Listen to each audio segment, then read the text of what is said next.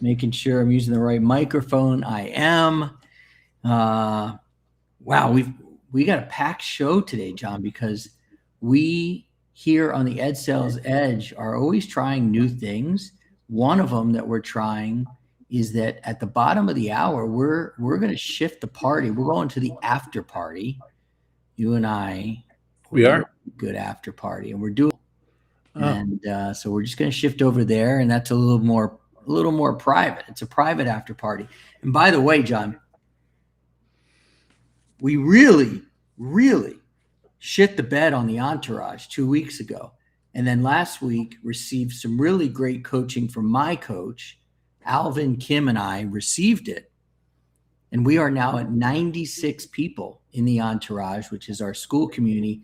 And when you look at the bios of those people, it's not my mom and your mom. It's like really people who are strong members of our community, education, entrepreneurs, founders, CEOs, teams. So I'm really proud of that. And I appreciate you being a member of the entourage. Happy to be a member. But how did we ask the bed?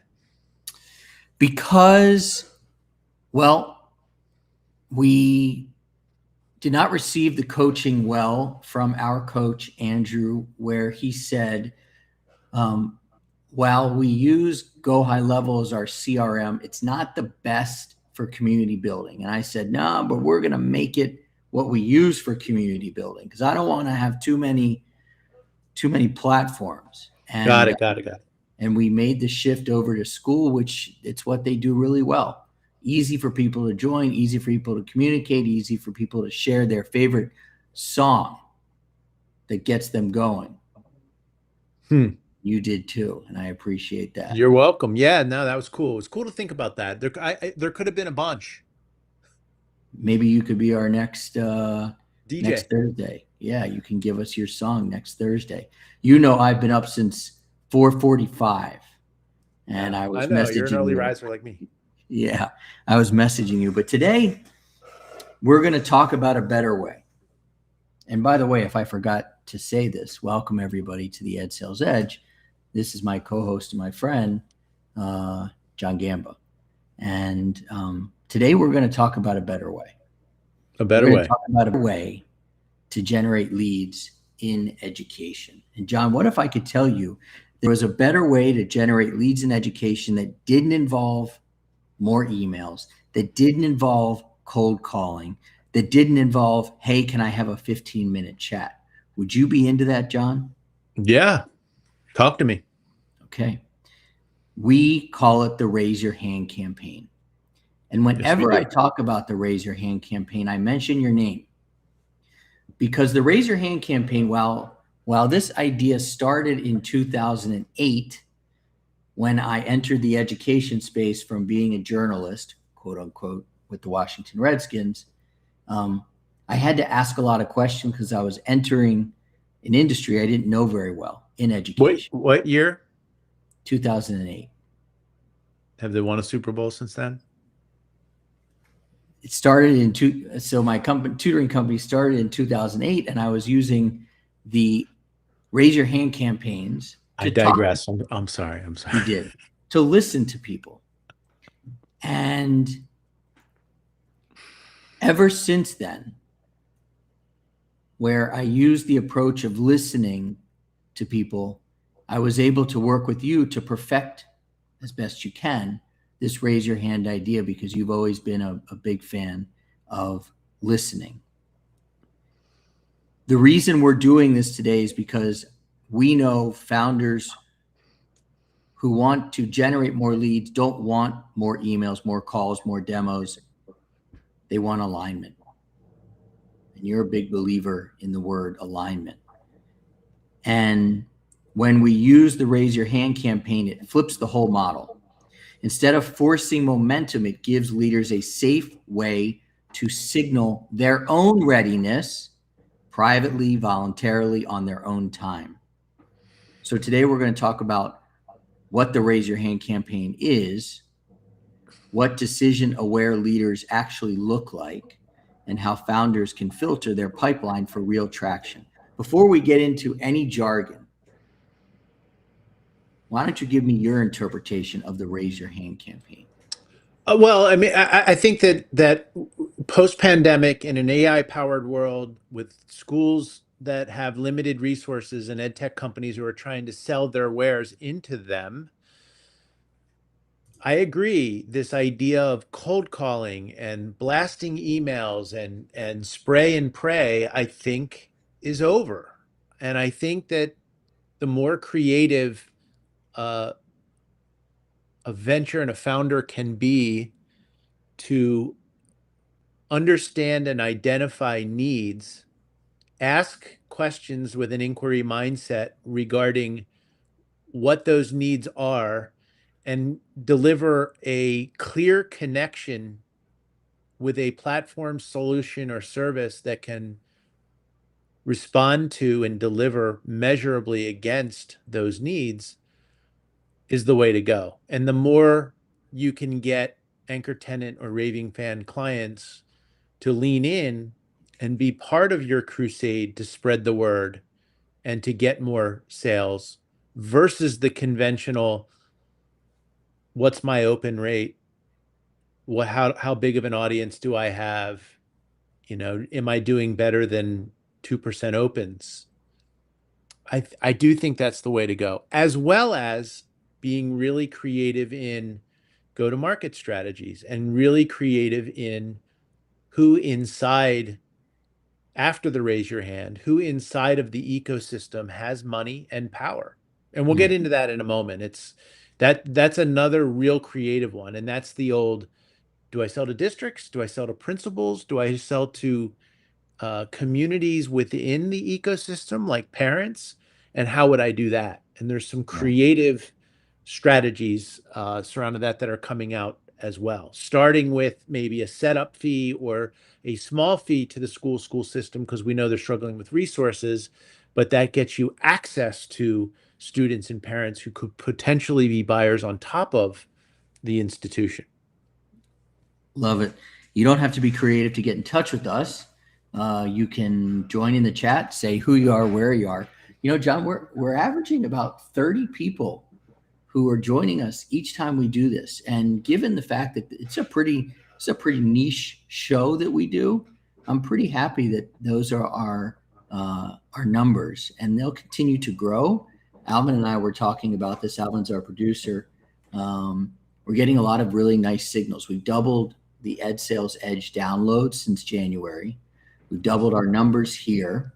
And so, people I think really are responding to this idea that we are more focused on the edge that we are trying to give them versus kind of the original premise of the show, which was breaking the grade.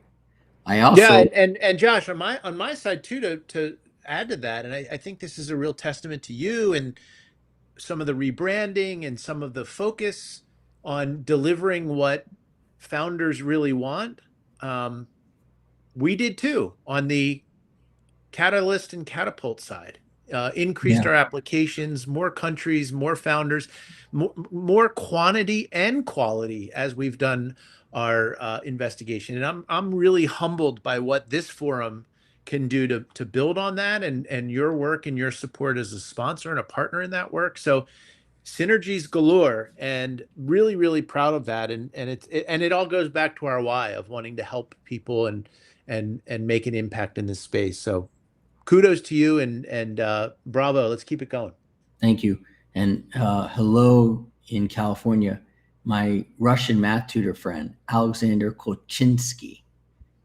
One day, Alexander and I are going to travel back to the motherland together. But for now, I would bet he could beat you in chess.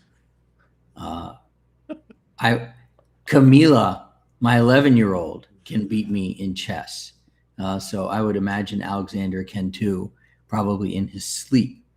However, Alexander is here to learn about why the Raise Your Hand campaign works. First of all, we need to dispel the rumor, the feeling that founders should not do lead generation this way. Attention, call, close. No, it's attention, interest, a signal being, can you tell me more? Do you have something you can send me about this? Conversation and then commitment. The reason the Raise Your Hand campaign works is because it aligns with how education leaders actually make decisions. And that actually ties back to this morning when I was talking about Vienna and Billy Joel. Slow, quiet. Instead of chasing meetings, the Raise Your Hand creates a voluntary moment of engagement. A leader signals, I'm thinking about this problem. I'm exploring solutions. I'm open to learning more. That's a low risk first step for that leader. And when I have been able to walk people through the Raise Your Hand campaign, we've had 230 companies go through, so it's been a fair amount of people. Most of them who do their first Raise Your Hand, which at its core is simply listening. When they have that experience of listening 90% and only talking 10% in the conversation, it is pretty mind-blowing to them. Because most people, founders, I get it, they get on the phone, they get on a Zoom, and they're like, I got to tell you everything I know about this. I got to solve your problem, and you got to buy. And we flip the whole script, and we say, go on there and say, excuse me, here's how I can help you. Tell me about your problem. And then they talk. Yeah. Now you talk. I think that I don't know if it was Aristotle or Socrates said that that maturity consists in no longer being taken in by yourself. That's been working for me lately, which is, this whole idea of an unexamined life, also Socrates, is not worth living. And so for all of those people, we talk about stillness and contemplation and taking a moment and being quiet. I'm guilty of it, right? I have spinning beach balls and I freak out. You know that, Josh, like this morning. Reboots and starting the computer over and I can't get in and I forgot my password and my kids and my wife. But if we can just stop for a second and be still and think, man, I have that prospect, I have that lead, I have that opportunity to sell right on the precipice. And instead of telling that lead or prospect something that would compel them to buy, maybe you don't tell them something, but you could ask a question. I think sales are built in the what ifs. What if I told you, imagine if you could, after studying their strategic plan and seeing that nugget of a strategic initiative within that district, within that school, within that community that aligns with what you're providing as a solution, and asking them the curious, inquisitive, inquiry-minded question, connecting that interest, that strategic driver to your solution. And then the demo will flow. The conversation will evolve. The opportunity to sell will be there. And that feels so much better than the pound, pound, pound, pound. And a lot of that I've learned from you, in conversations, because this isn't for the faint of heart. Getting to that connection, getting to that imagine if, that to the what if I told you, is a big battle. It takes a lot of time and it takes a lot of strategic thinking. That's cool, man. Sales are built in the what ifs. I like that. Put that on the quote board. Has there been, let's see, Rush, my friend Alexander says, maturity is when you realize that you cannot deceive yourself. Has there been a shift for you when you have wonderful gray hair? Mine's not gray, but you got great gray hair. So you've got a few years on me. Has there been a shift from when you were selling to now? Has there been a shift that you have seen in terms of what is effective? Or has it always been just listen to what somebody's problem is, figure out how you can help them, give it some time, and then come back? I go around in circles on this. Are we not hitting our numbers because we're not good salespeople, or are we not hitting our numbers because we don't have a good product or service to sell? Or is it a little bit of both? And in my world, as I think about, you know, and again, I represent a major research university, and we'll be talking about this at South by Southwest in my 20-minute individual talk. And that is, what does the research say? A lot of your coaching, which works, isn't just magically because you learned it in way back when the Redskins won their last Super Bowl. It's based on a lot of research. When you look at Quizlet, when you look at Poptropica, when you look at Nearpod, when you look at some of the unicorns that are out there, and you ask, what did it take to go from 200,000 in ARR to 100 million in ARR? Mm. What did it take to go from anchor tenant clients in 5 states to domination in Coflexis, California, Texas, and Florida, which has a lot of power and leverage for a lot of the ed tech companies that are out there? 6 million students, 5 million students, 2.5 million students, almost 15% of the entire country in 3 states. And the art to this is to learn what they did to be able to come up with a repeatable process. And it is messaging, and it is being inquiry based, and it is taking your anchor tenant clients and getting them to sell for you because you added so much value to them in a measurable way. And we'll be talking about it. If it's digital learning, to me, and the research shows, it's engagement, pedagogical alignment, and ease of adoption. It's got to be fun to use the tool. It's got to be pedagogically aligned, which delivers on formative and summative assessment strategies, and easy to adopt. It's got to be interoperable. It's got to be something that doesn't take a time-starved teacher or a time-starved principal or a time-starved superintendent hours, days, months, weeks, and months to implement. So that's what the research says. So once you get that down, then building a formidable, repeatable, measurable strategy to act on those dynamics and variables, I think is a recipe for success. I also think one of the things that helps is proximity. And we're seeing that ding, ding, ding in the entourage. This is our free community. We're at 96. I want to get to 100. It'd be wonderful if we could get to 100 now. Proximity, I think, is important. Being around other founders, learning from them, listening with them, being a shoulder to cry on, holding each other accountable. Another thing that I think is really important for founders is for us to understand the difference between interest and readiness. Interest is easy. Readiness is rare. And the raise your hand works because we filter for leaders who are already thinking about the decision. So there's really not much of a sale to happen because, again, they're already moving in that direction. So instead of pushing for meetings, it allows that right buyer to identify themselves for you. So you're already moving along. Interest versus readiness. So when you think about how you were doing things way back when, do you have any stories where you might have confused interest for readiness and got a little bit over your skis? Lots of battle scars here, absolutely.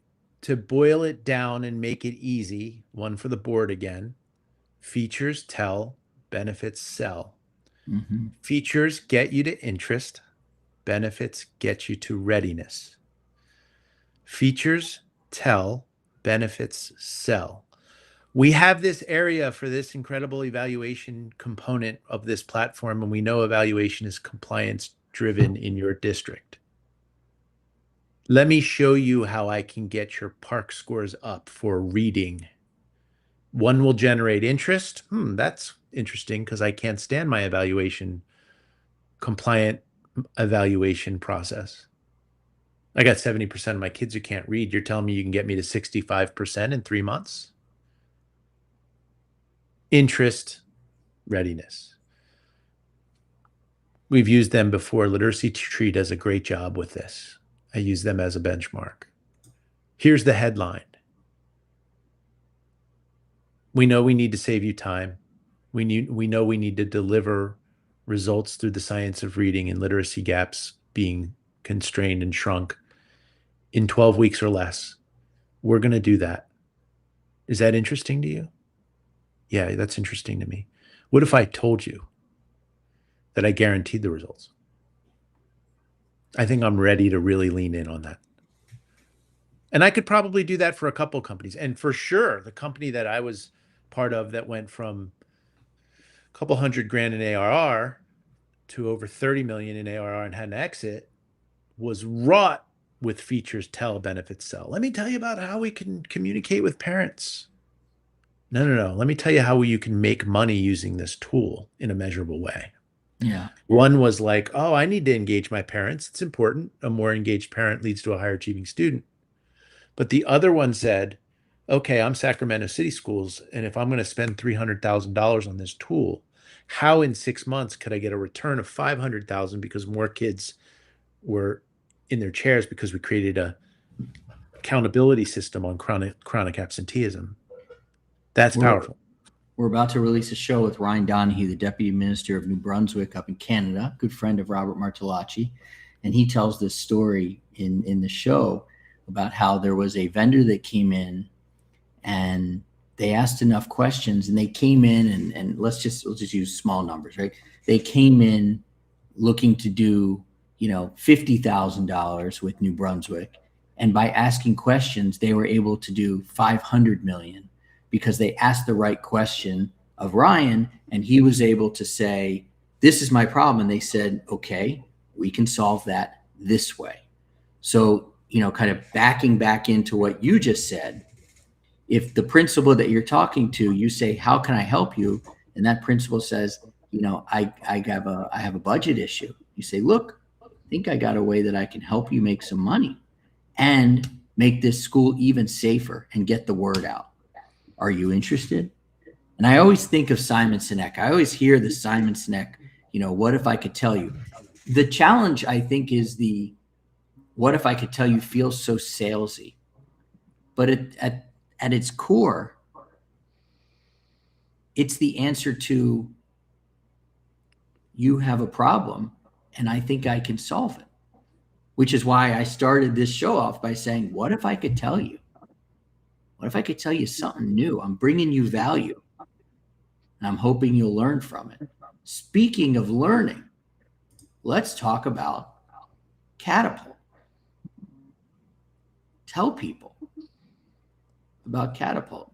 Yeah, so Catapult is our virtual accelerator that connects edtech entrepreneurs to learning resources,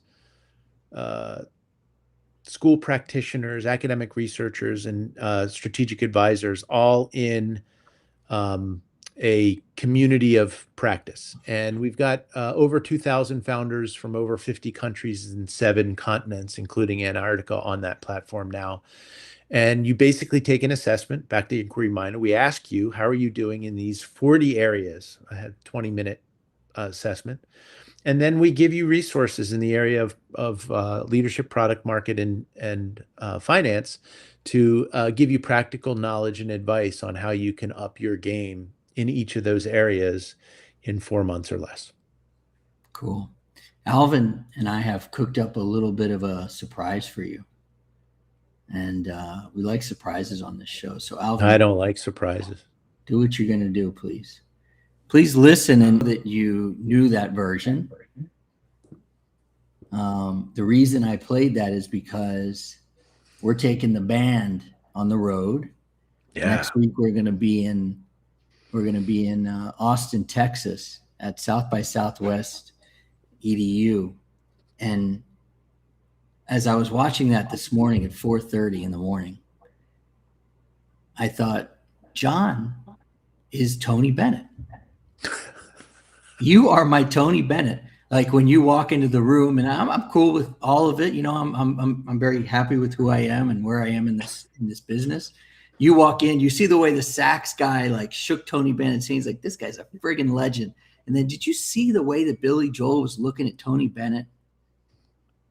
Well, not only did I see that, that's just really an unbelievable, unearned, ridiculous statement. But thank you for that.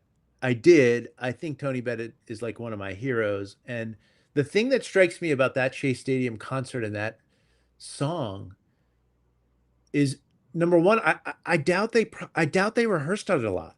It was like a masterpiece without it being canned. It was like so natural. Yeah. I don't think Tony Bennett was in perfect key. He probably was over 80 when he was saying that. But it was just absolutely perfect. If you kept it going, if you watch it all the way to the end, the way that they finish it too is just perfect. If you, yeah. It's incredible. Well, that's how, yeah, I told Alvin this morning, I said, get somebody who looks at you like Billy Joel looks at Tony Bennett. This is the way I look at you, and a lot of people do. When he was walking out, Tony Bennett's walking out, I'm thinking, the guy better hurry up. He's got a line to hit. He shakes the hand, you know. And the sax, you know, he's so good too, and everything about that is just amazing. That what is it? The GW Bridge or the Brooklyn Bridge behind him that is in the scene, and the lighting, and it's sold out, and people are just having a great time, and it's just so natural and so beautiful. But then you can also see that Billy Joel is sweating and he's working hard. Both of them are working hard. It's so great to see people work their ass off to entertain and to live their craft, but then also have it come out so perfectly and naturally. I don't know. You really have those moments. Lady Gaga and Howard Stern, right? That's coming. We got to play that one. Yeah, that would be coming. But but the other in part terms of of that, once again, it's not staged. It's not canned. Part of the beauty of it is how natural. Sometimes and in some ways the imperfection makes it so perfect. It was amazing. That really came together. the other part of the Tony Bennett, Billy Joel thing is that, you know, you generally are wearing a tie and a jacket, you know, and there he is, you know, it's got to be a summer night, you know, and he's in a beautiful blue suit. Billy Joel's got a jacket, but not a tie. And that is potentially how we will be dressed 1 week from today, right around this time. We invite people to join us for South by Southwest EDU. John, you have a talk at noon, and then we have a meetup at 2:30. Tell us about the talk that's happening at noon. Yeah, talk at noon is EdTech product development in the age of AI. We're going to talk about the market. We're going to talk about what happened from right before the pandemic, through the pandemic, and then right after the pandemic in terms of product development, investment activity, and what buyers are looking for in this age of AI. We're then going to look at the landscape, the market space of AI companies, and who's doing well, why are they doing well, and what is the innovation index that we've created in conjunction with some other policymakers and researchers in this space. Pack that in 20 minutes, hopefully get some questions in. So thrilled to do it at South by Southwest EDU, a place that I love. Then we're going to roll out of there and do our annual meetup with the great Moby in conjunction with the fine folks at Digital Promise, where we're going to talk a little bit about our K-12 Kate grant for AI for public goods. I know you'll share a little bit more about that, but it's just going to be a fun day. It's going to be a really, really great day. I'm excited.